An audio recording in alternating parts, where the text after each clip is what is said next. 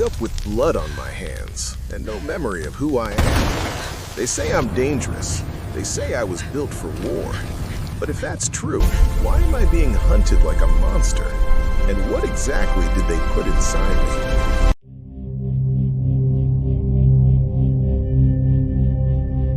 If I had these weapons, why does it feel like I was meant to destroy them? The rain hammered against corroded metal like 1,000 desperate fingers seeking entry. Jing-Jae opened his eyes to darkness punctuated by flickering neon that bled through gaps in the warehouse ceiling above. His body lay sprawled across concrete, slick with oil and decades of industrial decay. Yet he felt no pain from the fall he couldn't remember taking, only emptiness where memory should have been. He pushed himself upright with movements that felt simultaneously foreign and perfectly natural, muscles responding with mechanical precision to commands his conscious mind hadn't issued. The abandoned industrial district stretched around him in geometric shadows, skeletal frameworks of factories that had once churned out the technological marvels of old Shanghai, now monuments to economic collapse and corporate consolidation. Water dripped from rusted catwalks overhead, each drop echoing through the cavernous space like a countdown to something he couldn't name. Who was he? The question sparked nothing but static in his mind, a white noise where identity should have resided. He examined his hands in the dim light, finding them unmarked except for calluses that suggested violence as occupation.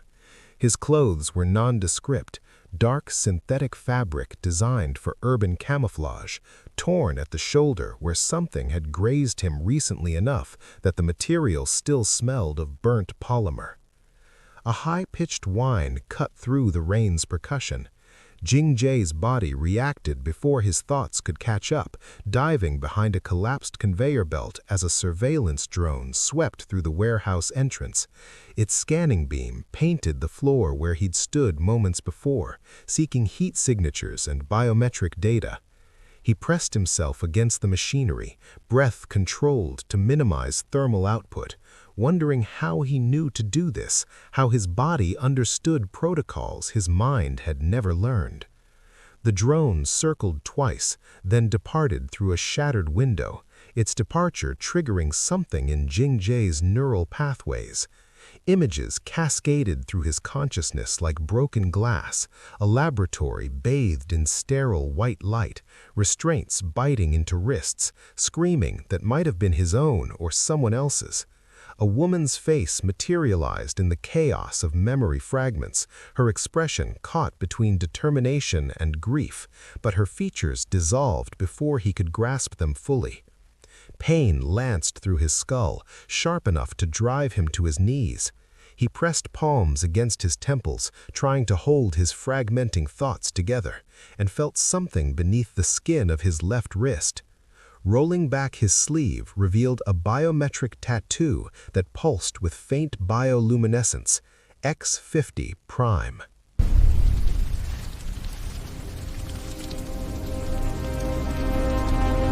The designation meant nothing to him, yet seeing it triggered a visceral response. Fear and rage intertwined so tightly he couldn't separate them.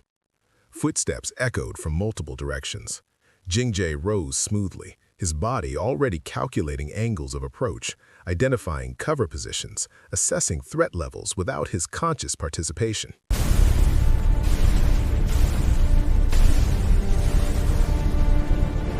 Six figures emerged from the warehouse shadows, moving with tactical precision that marked them as professional operatives. They wore corporate security armor, Shaw Corporation insignia gleaming on their shoulders, and carried weapons designed for capture rather than kill. The lead operative raised an empty hand in a gesture meant to appear non-threatening. His voice carried across the space with practiced authority, words about coming peacefully and receiving medical attention. But Jing-Jae's enhanced perception caught the micro-expressions that betrayed the lie.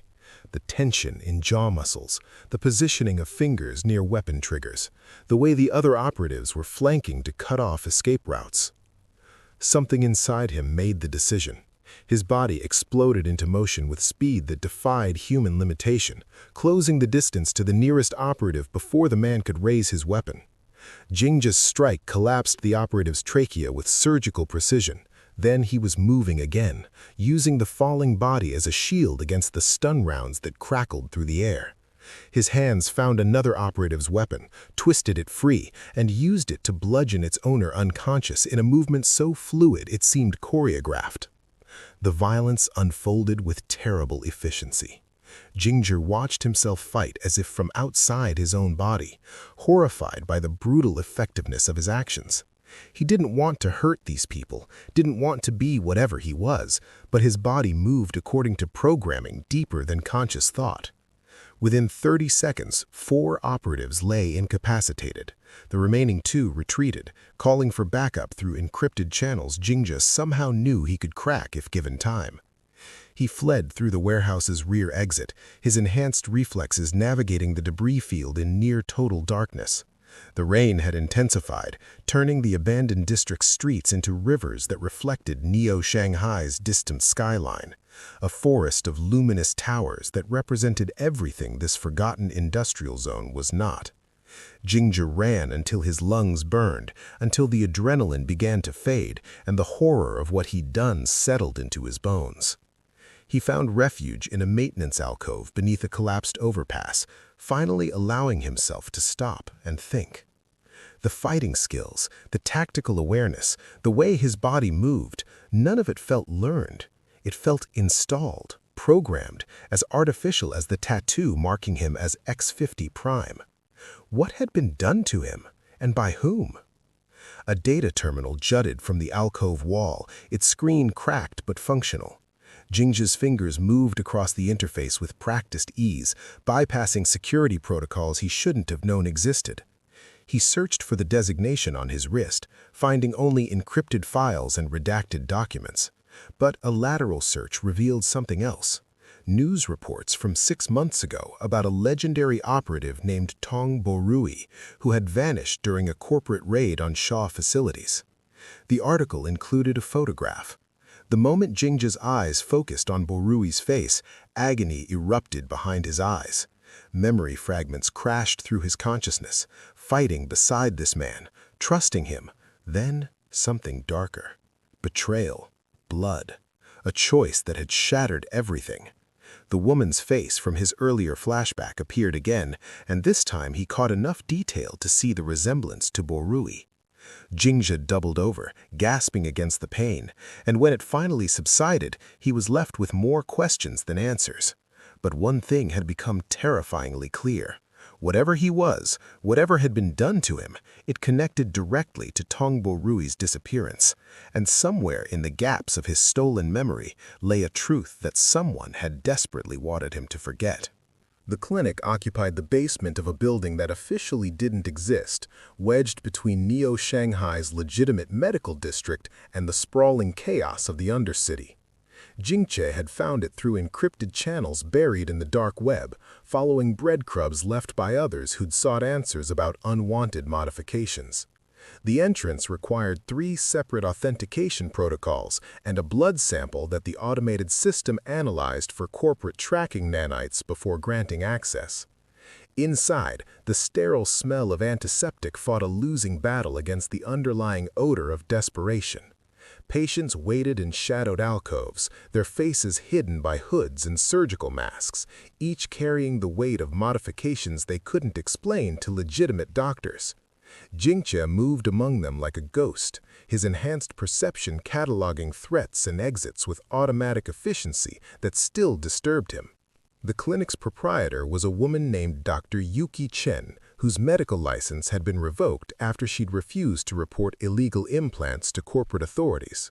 She worked from behind reinforced glass, her examination conducted through remote-controlled surgical arms that probed Jingja's wrist with delicate precision. Her face appeared on a monitor, expression carefully neutral as she studied the scans. The X50 implant was unlike anything in her considerable database. Neural integration at the cellular level, she explained, with pathways that extended throughout his entire nervous system like roots through soil. Military-grade combat optimization coupled with cognitive enhancement, but the architecture suggested something experimental, unstable.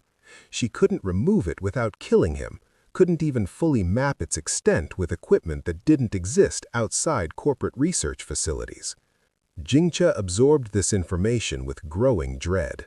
He was a weapon that couldn't be disarmed, a bomb that had already been armed and set counting toward detonation.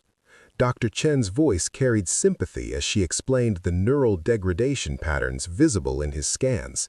The implant was consuming him from within, rewriting his brain structure to accommodate its functions. She gave him 4 months, perhaps 5 if he was fortunate. The examination room's door opened without warning. Jingche's body reacted instantly, positioning itself between the entrance and potential escape routes, hands ready to strike. But the woman who entered moved with deliberate slowness, palms raised to show they were empty. She wore street clothes that concealed body armor, and her face carried the same bone structure he'd seen in Tong Bori's photograph. Sharper angles, feminine features, but unmistakably related. Dr. Chen's voice crackled through the intercom, tense with warning, but the woman ignored her. She studied Jingche with eyes that held calculation rather than fear, taking in his defensive posture and the way his muscles coiled for violence. When she spoke, her voice carried the controlled calm of someone accustomed to dangerous situations. Her name was Tong Xinyao, and she'd been tracking him since his awakening in the industrial district.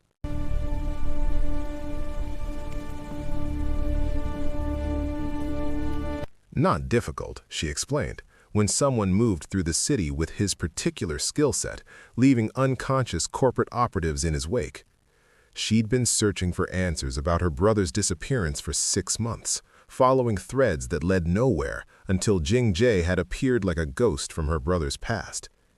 Jingche's hand moved toward a surgical tray, fingers closing around a scalpel before his conscious mind registered the action. Xinyao didn't flinch. Instead, she pulled a data chip from her jacket and placed it on the examination table between them. The gesture carried weight, an offering, a gambit, a calculated risk that spoke of desperation matching his own. The chip contained encrypted files she'd stolen from Shaw Corporation's subsidiary networks, fragments of a larger picture she'd been assembling piece by piece.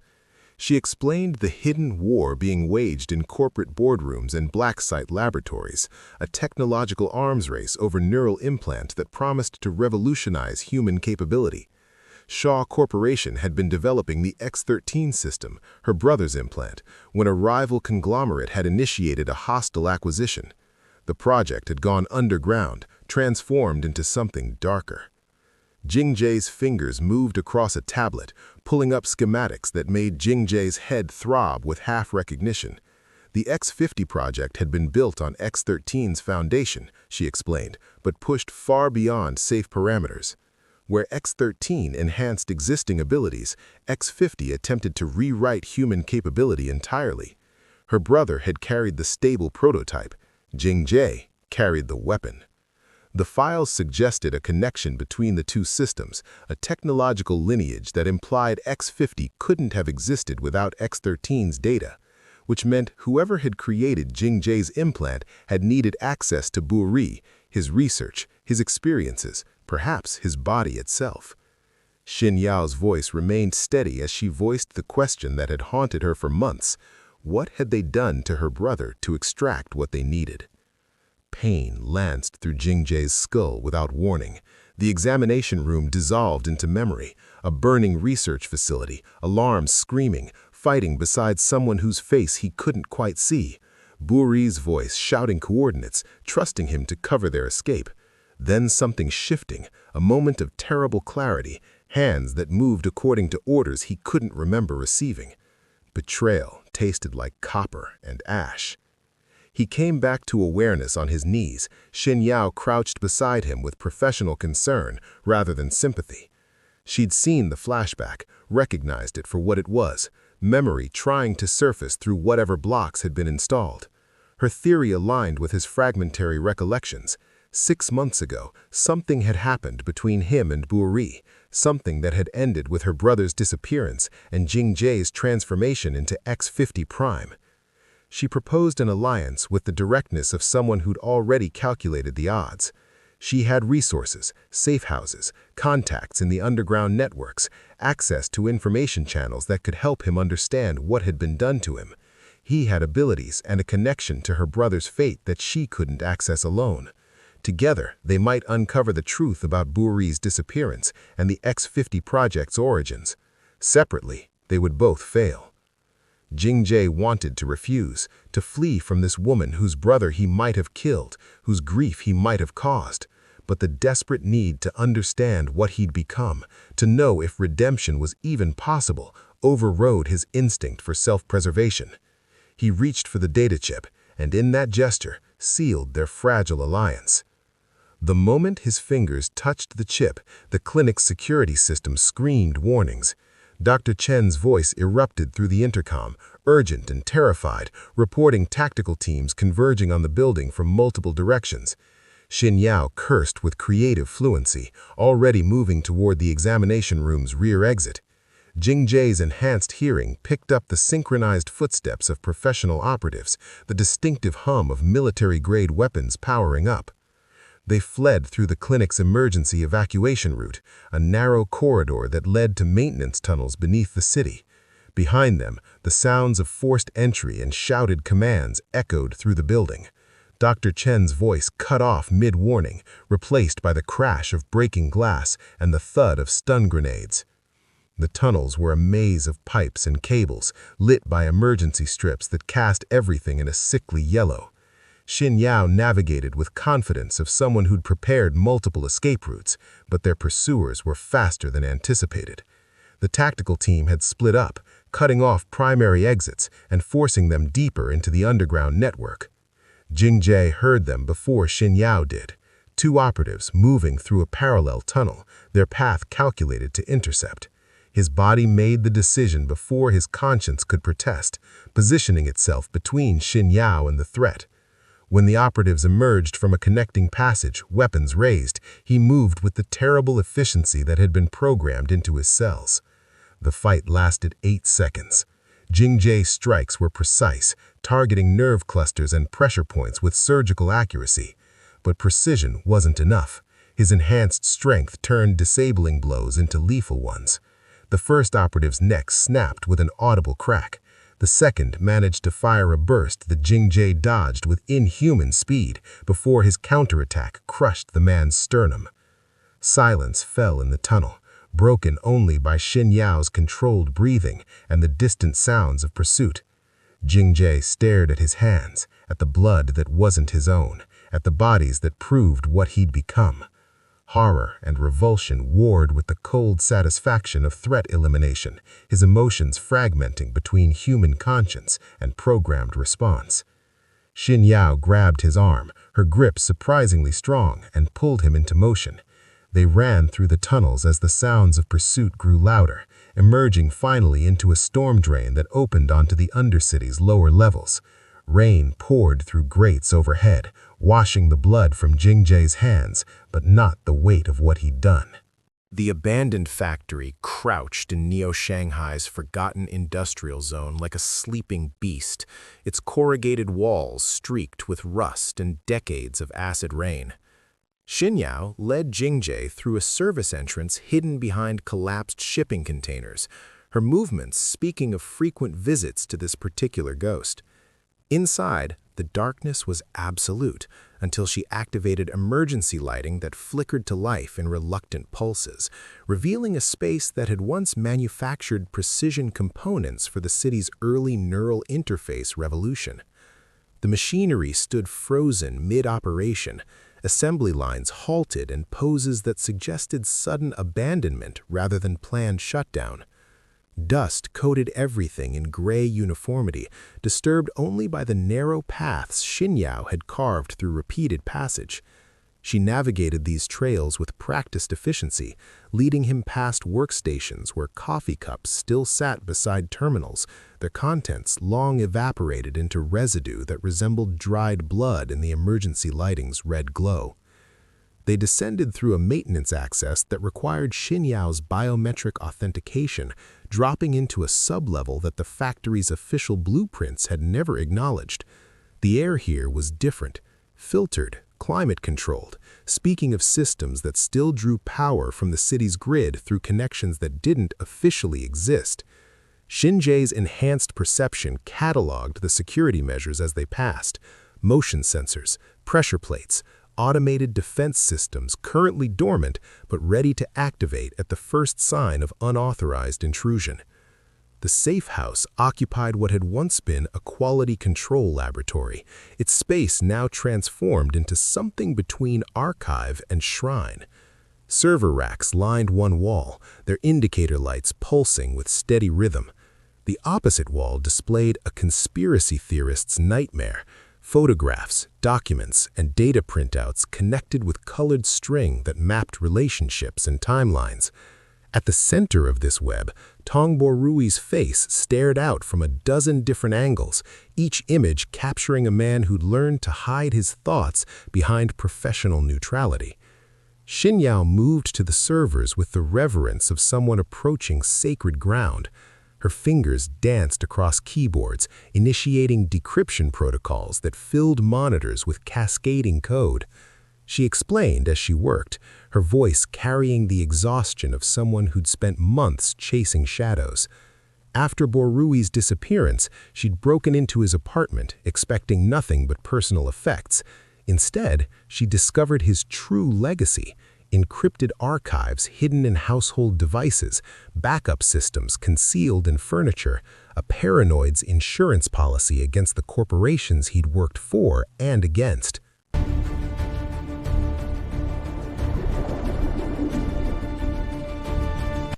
The decryption took 17 minutes, during which Jingjie studied the wall of evidence with growing unease. Photographs showed research facilities he half recognized, scientists whose faces triggered fragmentary memories, corporate executives whose names meant nothing but whose features sparked visceral responses of fear and anger. One section focused entirely on Dr. Mo Yuan, a man whose credentials suggested brilliance bordering on obsession. Neural interface pioneer, cognitive enhancement specialist, architect of the X13 project that had transformed Tongbo Rui into something more than human. The servers chimed completion. Xinyao pulled up files that painted their story in clinical documentation and research logs. Dr. Mo Yuan had been Shaw Corporation's golden child until the X13 project revealed its limitations. Enhanced abilities came with psychological instability, neural degradation that manifested as paranoia and violent impulses. The corporation had demanded solutions. Mo Yuan had proposed X50, a complete reimagining of neural integration that would eliminate X13's weaknesses through more aggressive intervention. He'd needed a test subject, someone young enough that their neural plasticity would accept the modifications, someone he could control completely, someone whose loss wouldn't trigger investigations. The files contained medical records that made Jingjie's stomach turn: a child's growth charts, psychological evaluations, genetic compatibility analyses. A son who'd been groomed from birth to become his father's masterpiece. Jingjie's hands trembled as he scrolled through documentation that should have felt like revelation, but instead arrived with the weight of confirmation. He'd known, on some level deeper than conscious thought, that his existence was artificial. But seeing it laid out in clinical detail, the chemical treatments that had erased his childhood memories, the surgical interventions that had prepared his body for the implant, the psychological conditioning that had shaped him into a weapon, transformed abstract horror into concrete reality. Xinyao's voice was gentle as she explained what the files revealed about his timeline. The X50 implant had been installed 8 months ago, after years of preparation. The first 6 months had been spent in controlled environments, testing and refining his capabilities while his memories were systematically dismantled and rebuilt according to corporate specifications. He'd been perfect, obedient, efficient, lethal when required, until 6 months ago when everything had changed. The mission logs appeared on screen with timestamps and operational parameters. Tong Bo Rui had stolen critical X-50 research data, intending to expose the project to international authorities. Shaw Corporation had responded by activating their newest asset. Jingjie had been sent to eliminate Bo Rui and recover the stolen files. His first field operation, his chance to prove the X-50 system's superiority over its predecessor. Video footage played across multiple monitors simultaneously. Security camera angles from the research facility where the confrontation had occurred. Jingjie watched himself move through corridors with mechanical precision, tracking Bo Rui through the building's security systems. The hunt had lasted 3 hours, ending in a laboratory where Bo Rui had made his final stand.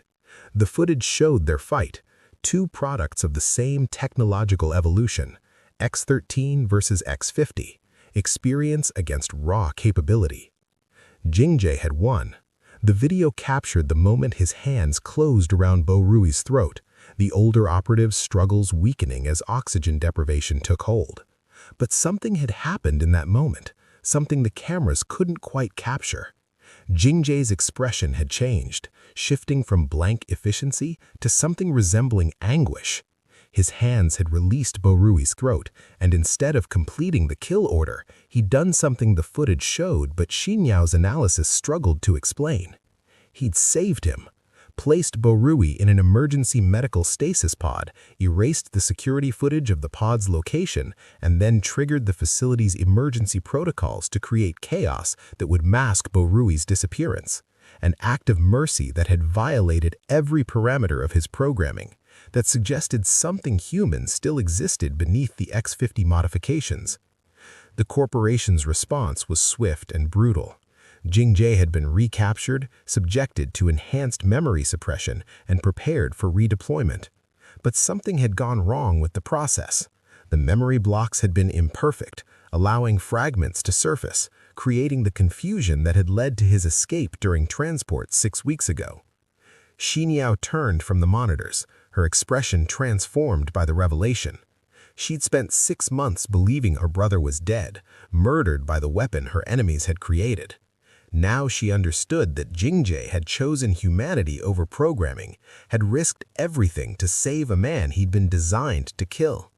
The question that haunted her was whether Bo Rui had remained in stasis, whether he was still alive in whatever facility Jingjie had hidden him. The files contained partial coordinates, fragments of data that Jingjie's damaged memories had preserved. Xinyao's analysis suggested an offshore research facility, one of Shaw Corporation's black sites where projects too controversial for mainland oversight were conducted. The same facility where both X-13 and X-50 had been developed, where Dr. Mo Yuan had transformed his son into a weapon, where the truth about both projects lay buried beneath layers of corporate security. Jingjie felt the weight of impossible choices pressing down on him. The medical scans Dr. Chen had shown him were clear. He had months at best before the X-50 implant destroyed his neural pathways completely. Every day brought him closer to the edge where his enhanced abilities would collapse into seizures and brain death. He could spend that time running, trying to find some measure of peace before the end, or he could face what he'd done, confront the facility where his humanity had been stolen, and perhaps find redemption in helping Xinyao recover her brother. The guilt was overwhelming. Even knowing he'd ultimately chosen to save Bo Rui, the memory of his hands around that throat, the training that had made him capable of such violence, the ease with which he'd killed the operatives in the tunnel, all of it spoke to what he'd become, a weapon that occasionally malfunctioned into humanity rather than a human being enhanced by technology. Xinyao's voice cut through his spiral of self-recrimination. She asked him the impossible, her words carrying the weight of desperate hope. Would he help her infiltrate the offshore facility, knowing he might have to face the full truth of what he'd done? Would he risk his remaining time to potentially save her brother, even if that brother might hate him for what he'd become? Would he choose redemption over the comfort of ignorance? Jingjie looked at the wall of evidence, at Bo Rui's face staring out from dozens of photographs, at the documentation of his own transformation from human child to corporate weapon. He thought about the operatives he'd killed, about the violence that came so easily to his modified body, about the 3 months of life he had left before his brain consumed itself. He could die as a weapon, or he could try to be something more. The decision crystallized with painful clarity. He would help Xinyao infiltrate the facility, would face whatever truth waited there, would accept the consequences of his actions, even if those consequences destroyed him. Not because he believed redemption was possible, but because choosing to help was the only human thing left to him. Because in his remaining time, he wanted to be the person who'd saved Borui, rather than the weapon who'd been sent to kill him. Xinyao's voice shifted as she read his decision in his posture, in the way his shoulders straightened despite the weight they carried. She began pulling up facility schematics, explaining security protocols and infiltration possibilities, her voice carrying new determination. They would need time to prepare, resources to gather, but it was possible. Difficult, dangerous, likely fatal, but possible. Jingjie listened to her planning, feeling something unfamiliar stirring in his chest. Not hope exactly. Hope required a future he didn't have, but purpose, perhaps. The chance to face what he'd become and choose differently. The opportunity to transform his remaining time from countdown to redemption, however brief and incomplete that redemption might be. He was a ghost in the machine of his own body, but ghosts could still choose which way to haunt.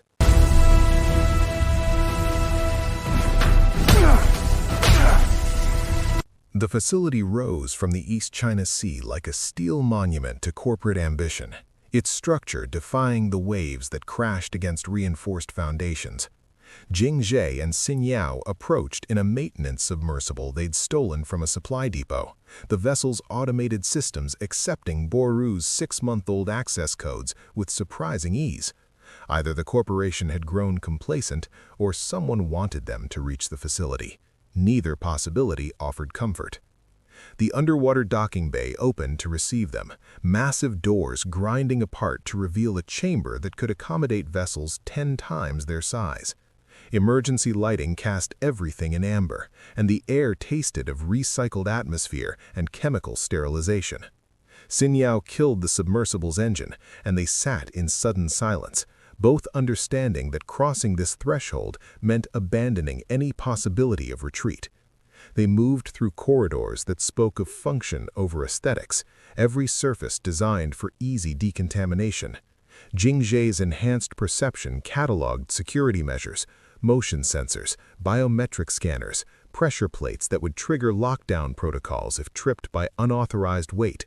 But Boru's codes continued to grant them passage, each checkpoint accepting credentials that should have been revoked months ago. The facility seemed to be holding its breath, waiting.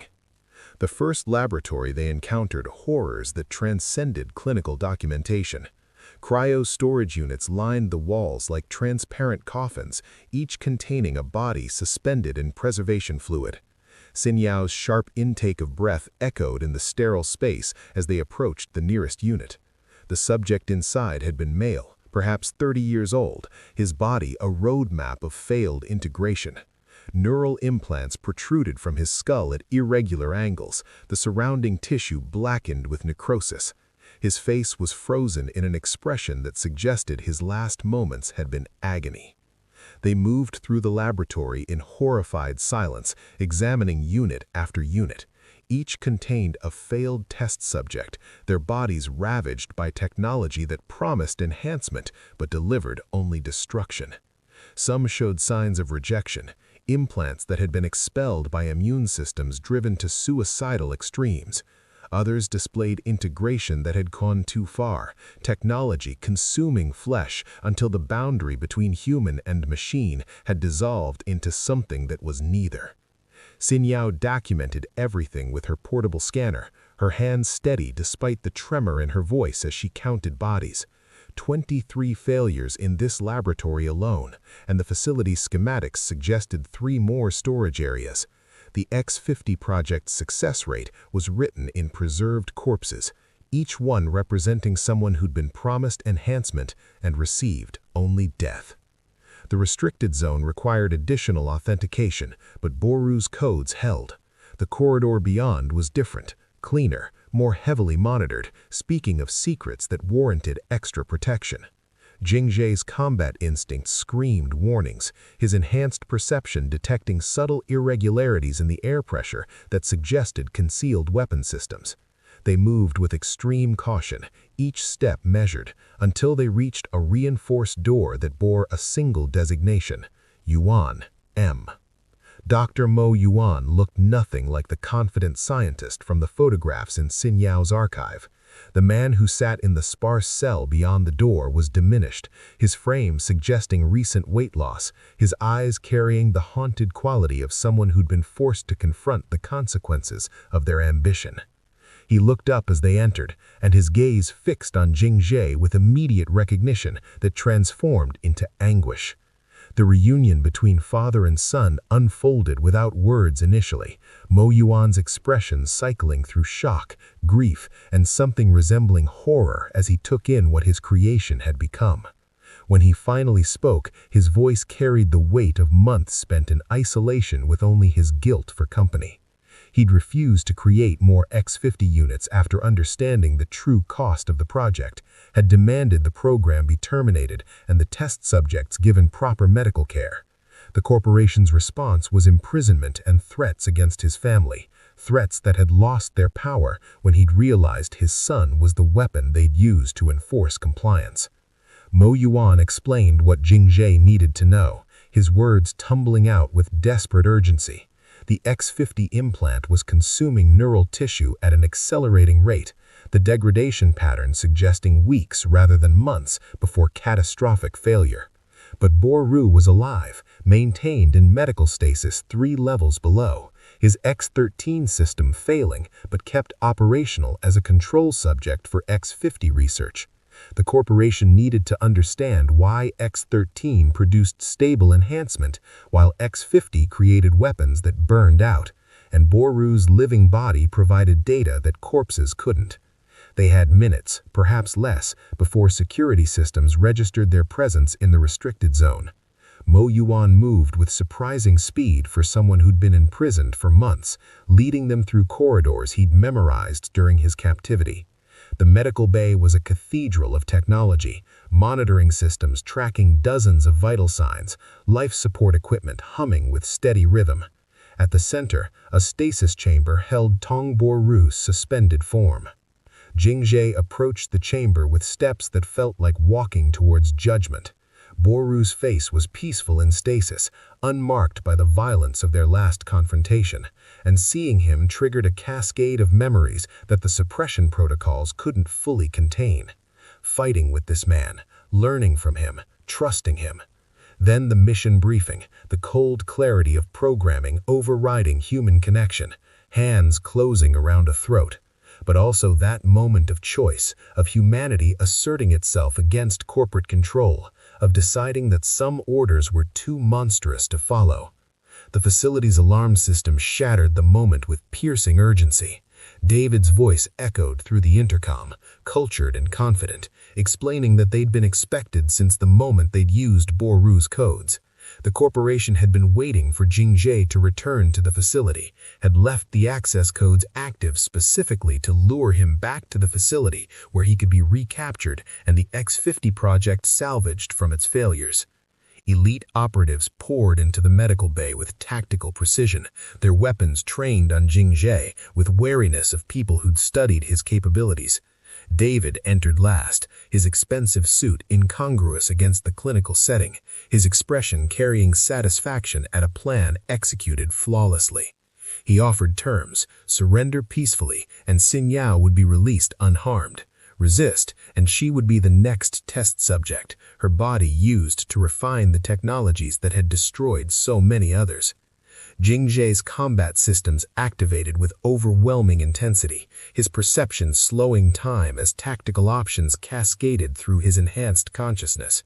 He could kill half the operatives before they could react, could use their bodies as shields to reach David, could paint the medical bay with violence that would prove exactly what the X-50 project had created. but that path led to only confirming his nature as weapon rather than human, to becoming the monster his programming demanded. Mo Yuan made the choice for him. The scientist moved with sudden purpose towards the facility's central control terminal, his fingers dancing across interfaces with the speed of desperate determination. He explained in rapid bursts as he worked, overriding safety protocols and initiating core shutdown. The X-50 research data was stored in isolated servers throughout the facility, backed up redundantly to prevent exactly this kind of sabotage. But the servers required cooling systems that drew from the facility's primary power grid, and without power, the data would corrupt within minutes. David's composure cracked as he understood Mo Yuan's intention. He ordered the operatives to stop the scientist, but Jingzhe positioned himself between them and his father, his body a barrier that promised violence to anyone who tried to pass. The standoff lasted 3 heartbeats before Mo Yuan completed the shutdown sequence, his final act of defiance against the corporation that had twisted his research into horror. The facility's lights died, replaced by emergency systems that cast everything in red. Cooling systems fell silent, and somewhere deep in the structure, servers began overheating as years of research data started its irreversible corruption. Mo Yuan turned to face his son, and in the emergency lighting, his expression carried peace for the first time since their reunion. He spoke quickly, explaining that the shutdown had triggered automatic lockdown protocols that would seal the facility's sections independently. Jingzhe and Xin Yao could reach Boru's chamber and the escape submersibles, but they had to move immediately. David's weapon rose with cold precision, aimed at Mo Yuan. The scientist didn't flinch, didn't plead, simply held his son's gaze with an expression that begged forgiveness for everything he'd done with his research. The gunshot was deafening in the enclosed space, and Mo Yuan fell with the grace of someone who'd been expecting this moment, who'd made peace with it as the price of choosing his son over his creation. Rage flooded through Jingzhe's enhanced systems, pure and overwhelming, demanding violence as response to violence. But beneath the programming's roar, a quieter voice reminded him of the choice he'd made, to protect rather than destroy, to be human rather than weapon. He moved with blinding speed, not towards David, but towards Boru's stasis chamber, trusting Xin Yao to follow as the facility tore itself apart around them. The chamber's emergency